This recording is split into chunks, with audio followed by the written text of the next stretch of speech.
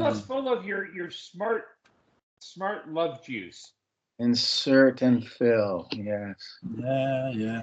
I'm resident of Colwood for YouTube. Joel Saints. That's my buddy Gordon Dymowski. That's my buddy Patrick McCray. That's my buddy Alan Gallant. We're here to review more Claudius, a god in Gloucester. Yeah.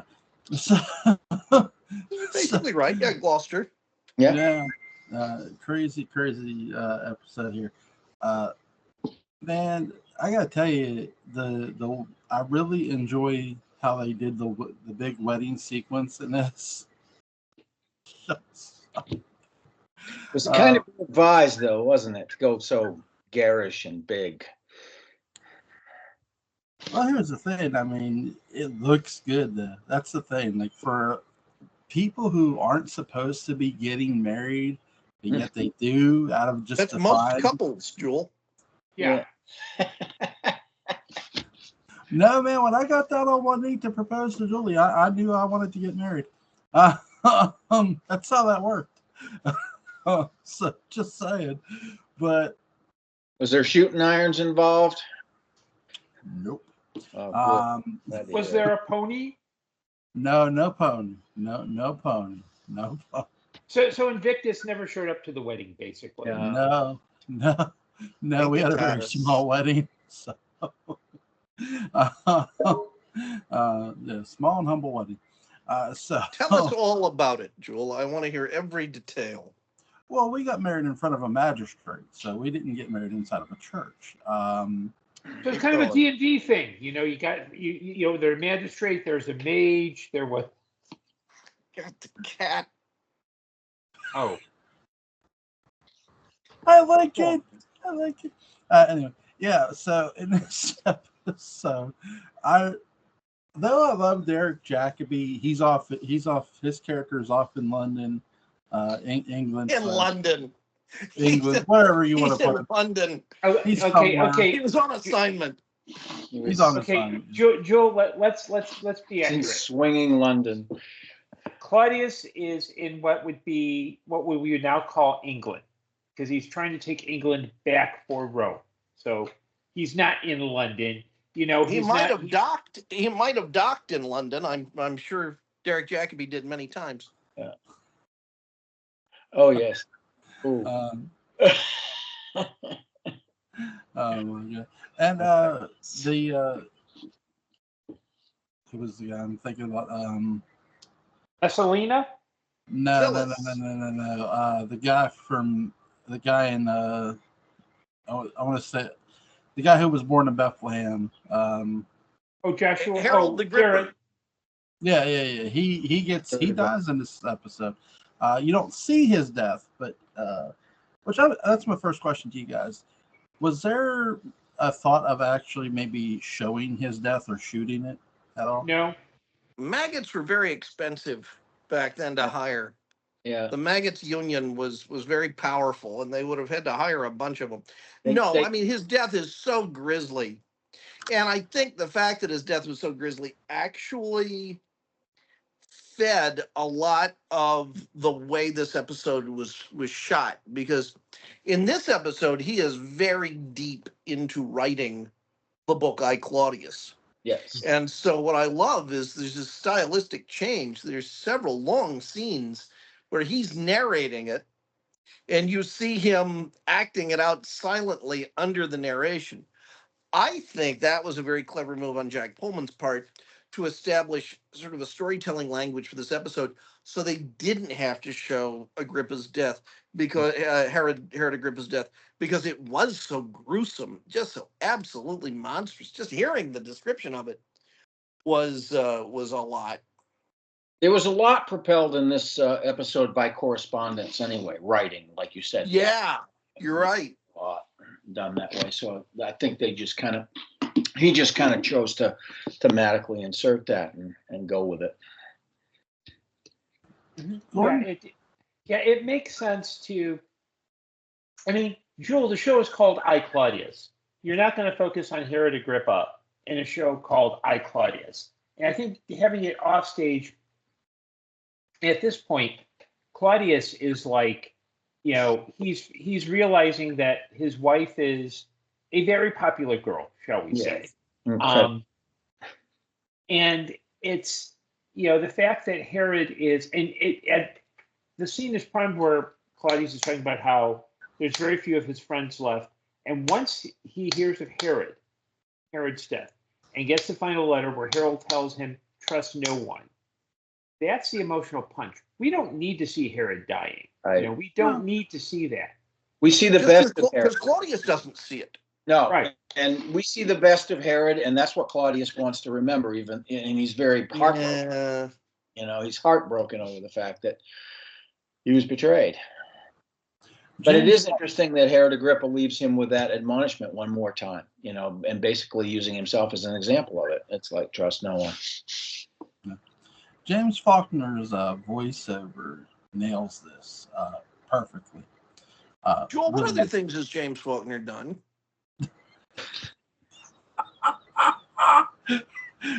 You want me to pull up his IMDb page again? After you tell us about the wedding. Now, your wedding, Joel. No, I'm kidding. I'm fascinated by the subject. I want to know what kind of piping was on the togas. So.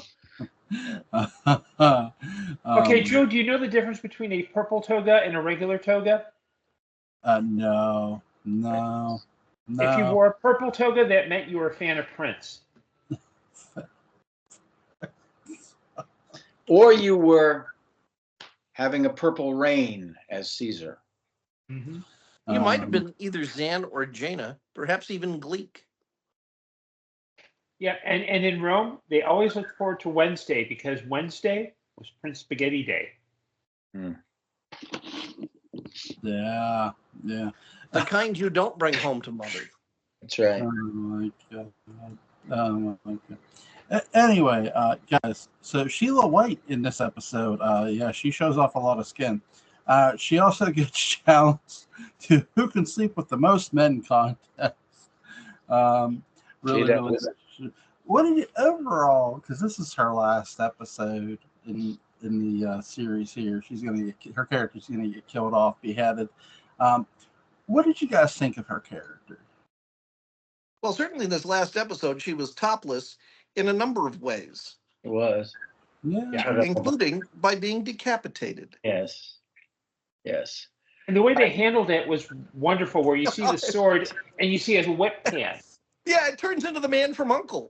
That's I right. expect him to show up in Alexander Waverly's office. That's right.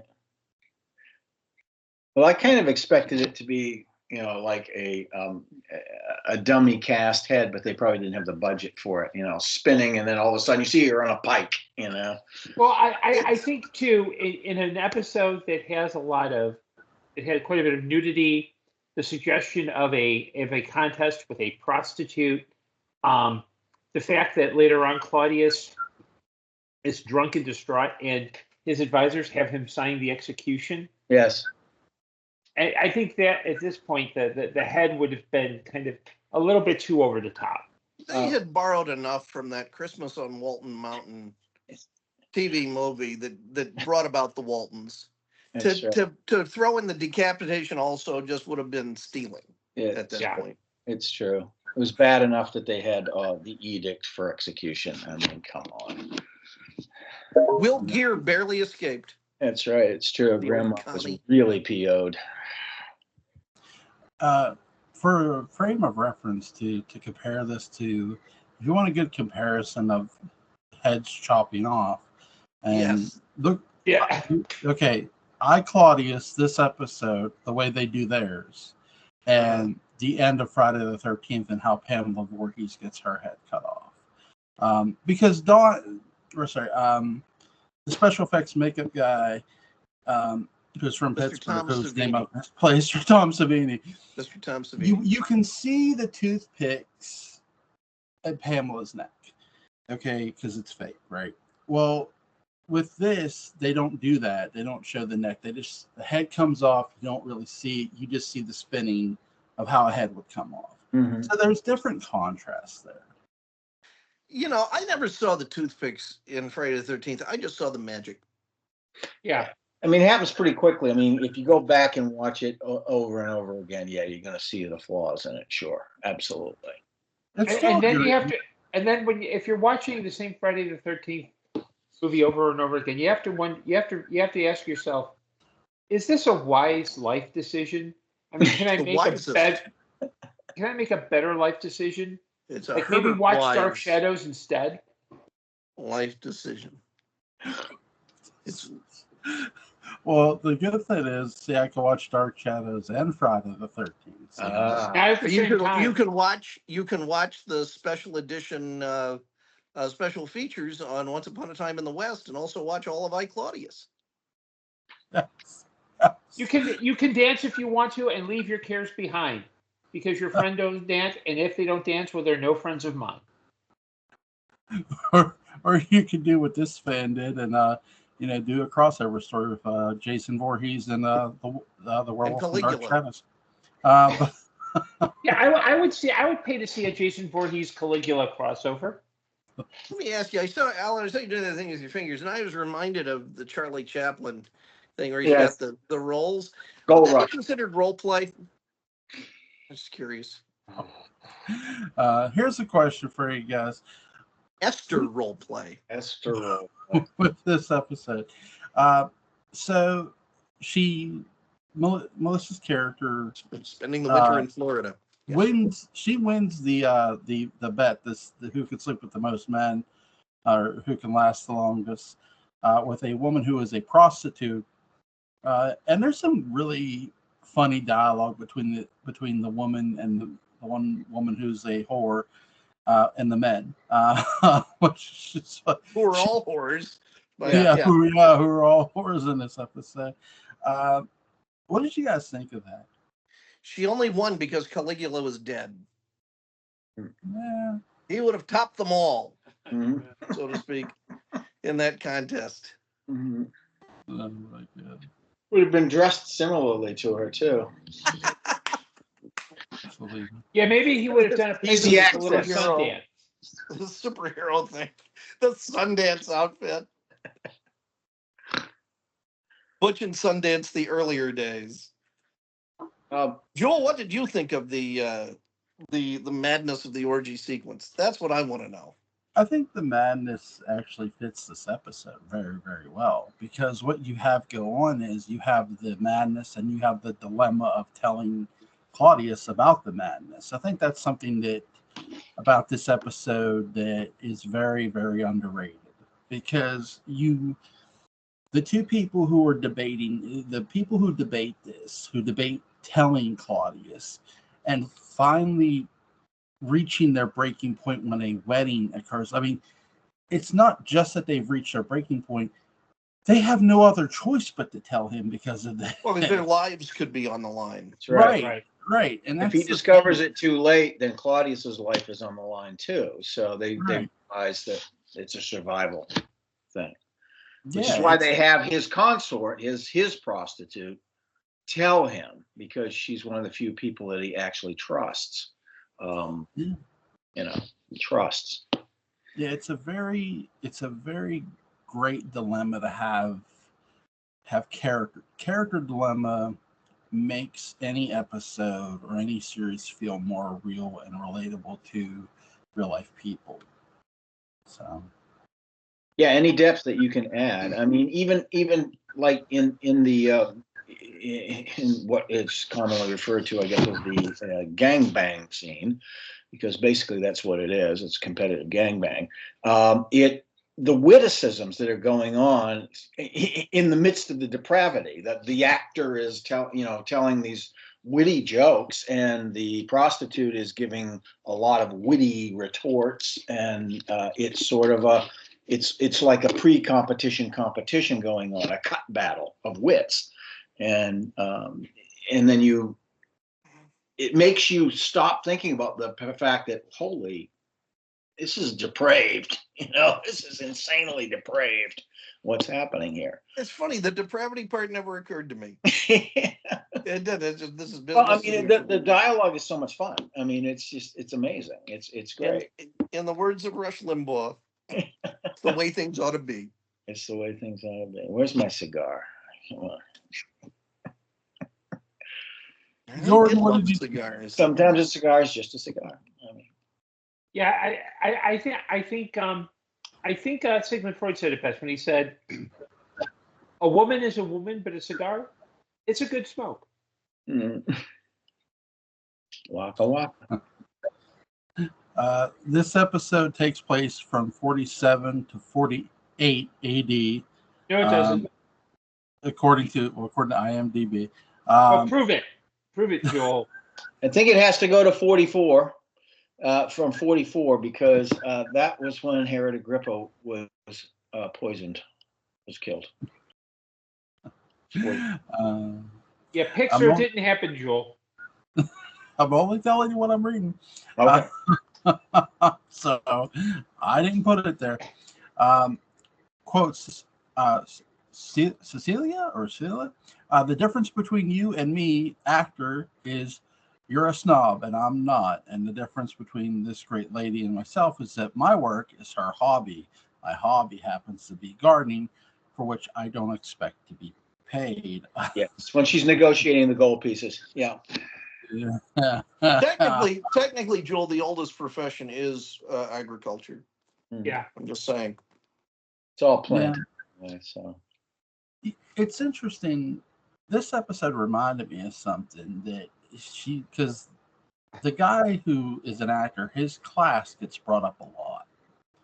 And it's funny because in Japan, for years, the lowest form was to be an actor. The lowest class specification was to be an actor. Well, I mean, you could be arrested and whatnot for it. Yeah.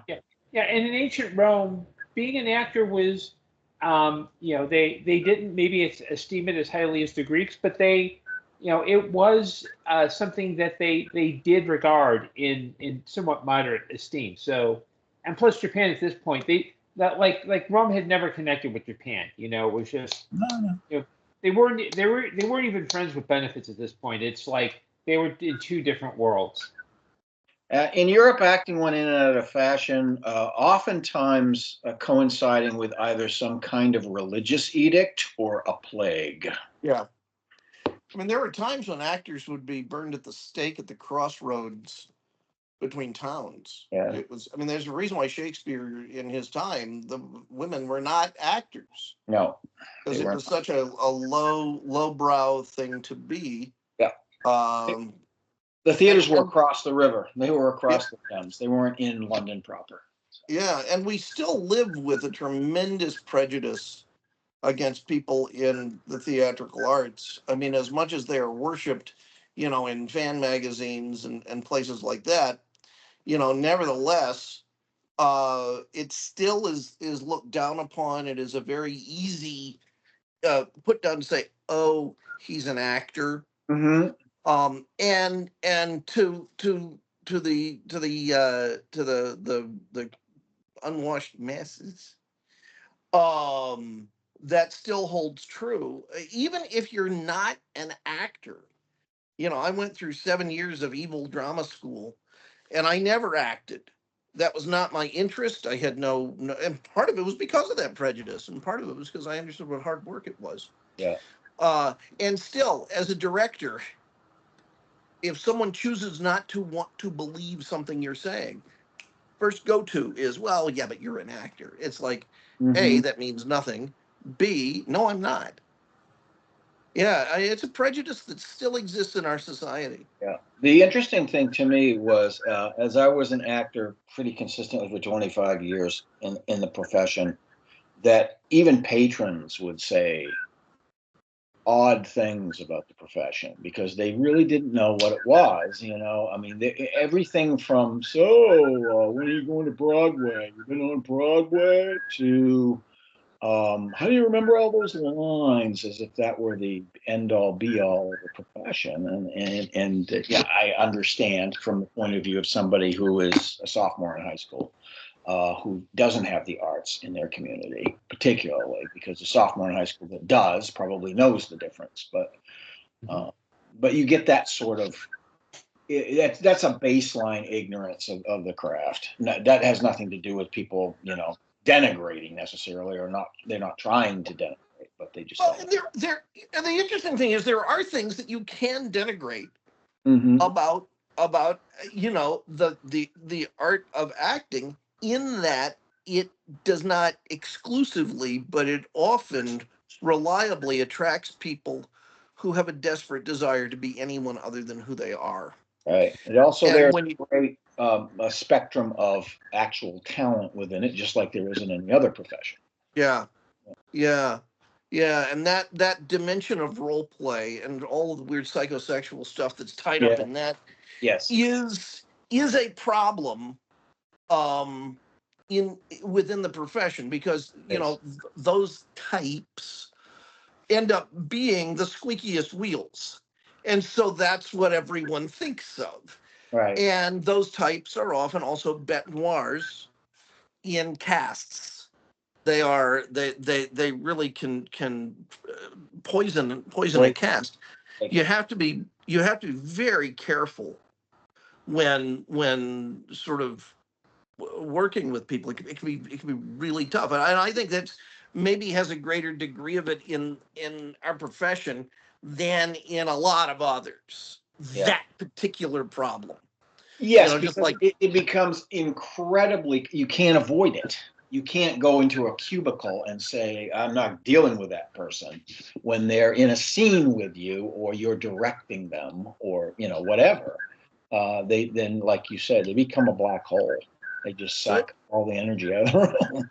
It is a world that is fraught with weird dangers most people don't know about or think about. But once you're in it, it's like, oh boy, it's okay. Yeah. So it's the old number 7. Yeah. It's the reason why people can talk about the theater so much is because it's full of it's full of these odd idiosyncrasies. Yeah. Yeah. Even It's in a the tough. healthiest manner, it's also idiosyncratic to people outside of it because people are exploring their feelings and their circumstances and their thoughts in ways that normal Yeah. people don't do. I mean, So, it's a weird shamanic art, because if you look at the orchestra, you play an instrument in the orchestra. Well, there's a science to it, and very few people intuitively pick up a cello and just know how to do it. I mean, it's a got to few be people some math can. involved. Yes. Yeah, but That. but with theater, you get everyone from people who are assiduously trained and continue to train. Catherine Lee Scott continues to train. Mhm. To a guy like Anthony Perkins, who never had an acting lesson in his life and just took to it. Yeah. And when you're on the directing end, you don't really know the difference. You look at the resume, but then if you see an audition that's just cracking, That's why you have to be able to communicate to a lot of different character personality types. all in the same rehearsal hall. Yep. Yeah, they don't tell directors that. No, Start. But it's an experiential thing for sure. yeah. Yeah. So there you go, Jewel. There's actors. Hi, Claudius. Well, it's the same thing as pro wrestling. Sorry. Absolutely right. Well, it's performative. Yes. So there are definitely a lot of different idiosyncratic personalities. Less body oil. A lot. Acting. Mostly. Yeah, you never have to deal with Vince McMahon ever. Well, as an actor. Although I've had producing directors that were pretty damn close to Vince McMahon in terms of don't touch. Long before he was in WWF at that time, Dwayne Johnson played Canadian football because he went to college. He went to U of M. And he did not make it in Canadian. He was cut, and he figured, well, I'll try it pro wrestling. Well, he gets in the ring with a guy who goes by the wrestling name Brooklyn Brawler, who was coming to see if he knew how to do anything. And right away, within a matter of seconds, the guy who played the Brooklyn Brawler is like, yeah, you know what you're doing. And Dwayne Johnson had never literally wrestled at that moment, but yet his family has a his long dad history and in his dad and his grandfather on his mother's Joel, side. you said that in the early days he was cut.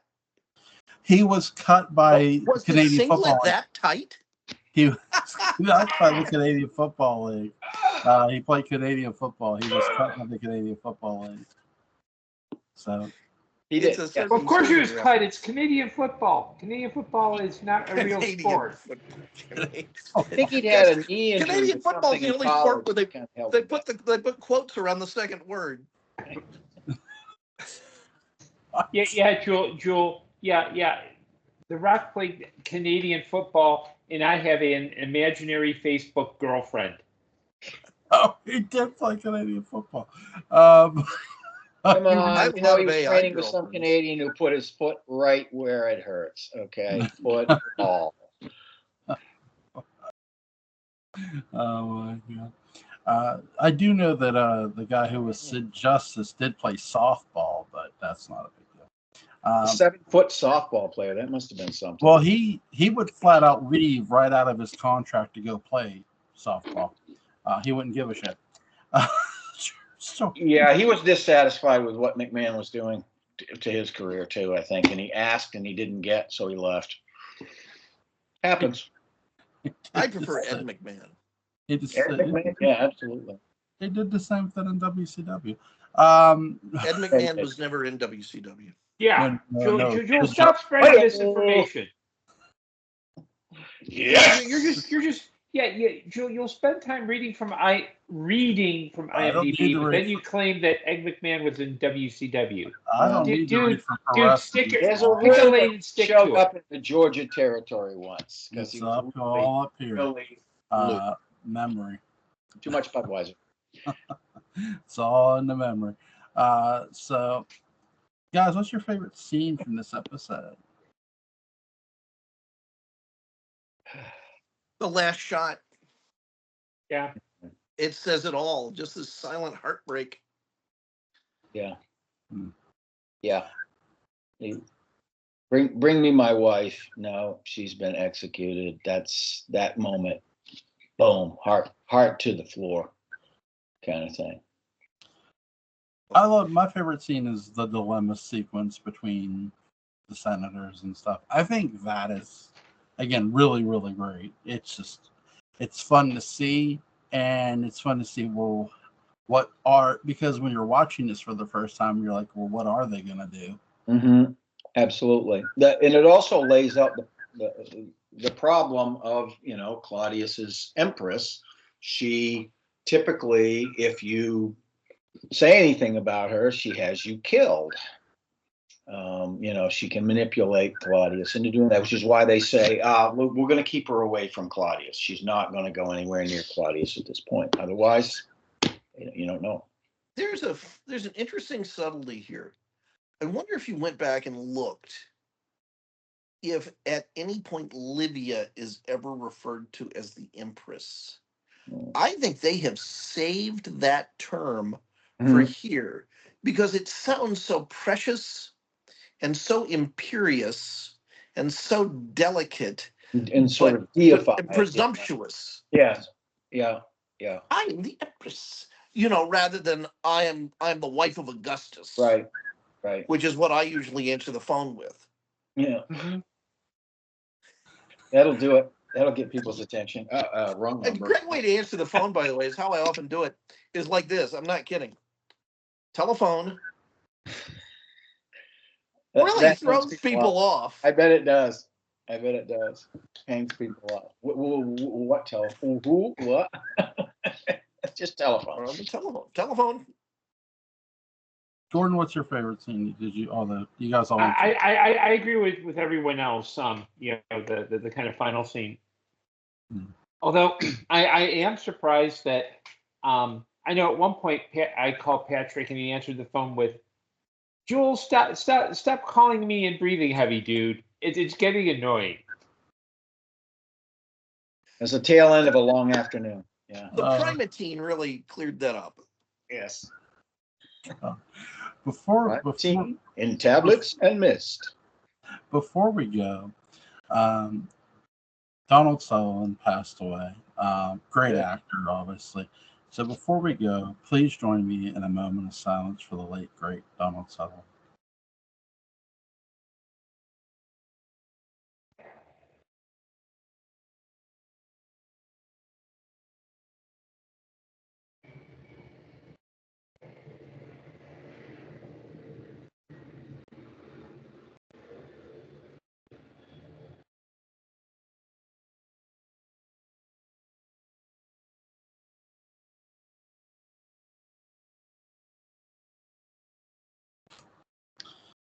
Thank you, guys. Is there anything you guys want to add before we go, though? What was the first Donald Sutherland film you ever saw, Jewel? Buffy the Vampire Slayer. Well, here's the thing, too. I saw that, and as my mom was a huge MASH, the series fan. Mm-hmm. But she did tell me, she goes, well, this was a movie first. And I said, really? She goes, yeah. So I rented MASH, the movie, which wasn't hard to rent. Yeah. And I watched Donald Sutherland play Hawkeye Pierce. Great job. I mean, He's he wonderful. made that character Yes, iconic as Yeah. hell. He and Elliot Gould are fantastic in it. Yeah, I mean, great film. He's a very heartfelt sociopath in that Yes. movie. Mm-hmm. But I also think, too, he, I often don't love remakes, but man, he did a hell of a job in Invasion of the Body Snatchers. Snatchers, yeah, he did. Well, that's an amazing movie. I mean, from was the a director really- of The Right Stuff, Yeah. Bill Kaufman. Yeah, great film. I mean, I would dare say, yeah, the remake is better than the original with that one. Oh, definitely. Mhm. And that's no flies on the original. It's No, just it's like just- The Thing and The Yeah. Thing. Right. Yeah, it really is. I think, too, like both the original thing and like the original Invasion of the Body Snatchers, they're great for their time, but they're still fun to watch. Yes, they are. What are we talking about tomorrow? The final episode of Claudius, I believe. I got a weird one. Yes. Why don't we talk about Invasion of the Body Snatchers? Okay. Which one? The Phil Kaufman. remake, the one remake. with for Donald Sutherland. Mm-hmm. Either that or Great Train Robbery. She's so fantastic in. But this is more horror oriented, so Well, and it's Great Train Robbery is an adventure movie. It's Right. or the first Great Train Robbery as it was known in Well, England. Mm-hmm. Here's what we'll do for the late great Donald Sutherland. Yes, we'll do the Invasion of the Body Snatchers, which is and Monday we'll do the Great Train Robbery. Hell yeah, I love mo- those movies. Gordon, have you seen Great Train Robbery? I think I saw it in high school. Oh, you're gonna with your love of Victoriana, you're gonna go nuts. It's a really good movie. All right. So, by the way, Saturday Dog Soldiers, Sunday Return of the Night of the Living Dead. Return of the Living Dead. It's a good weekend. Friday, Body Snatchers. Saturday, Dog Soldiers. Dog Soldiers. Oh my god. Links to Gordon Dymowski's Amazon page is going to be in the description box. Link to Patrick McCray's Dark Shadows Day Book Unbound is going to be in the description box. Link to Alan Gallant's YouTube channel is going to be in the description box. Gentlemen, you have a great night, and I'll see you tomorrow night.